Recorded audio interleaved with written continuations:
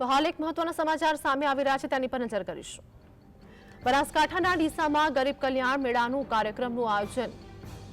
વાત કરીએ કે બનાસકાંઠા ખાતે કલ્યાણ મેળાનું આયોજન કરવામાં આવ્યું છે, જેમાં મુખ્યમંત્રી ભૂપેન્દ્ર પટેલે કાર્યક્રમમાં હાજરી આપી છે। બનાસકાંઠા ખાતે આ કાર્યક્રમનું આયોજન કરવામાં આવ્યું છે, તો મુખ્યમંત્રી ભૂપેન્દ્ર પટેલનું સ્વાગત કરવામાં આવ્યું હતું। તો કુંવરજી બાવળિયા લઈ જવા માટેની આ મહત્વકાંક્ષી યોજના જેમાંથી માનનીય મુખ્યમંત્રી સાહેબના હસ્તકેથી લોકાર્પણ થયું।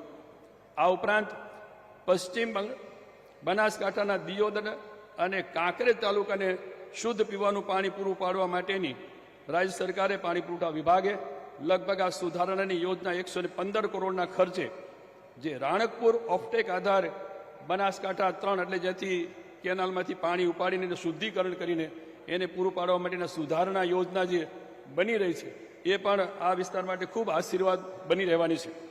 રાણકપુર તાલુકાના જે ખાસ કરીને કાંકરેજ તાલુકાના 80 ગામ, દિયોદર તાલુકાના 23 ગામ અને લાખણી તાલુકાનું 1 ગામ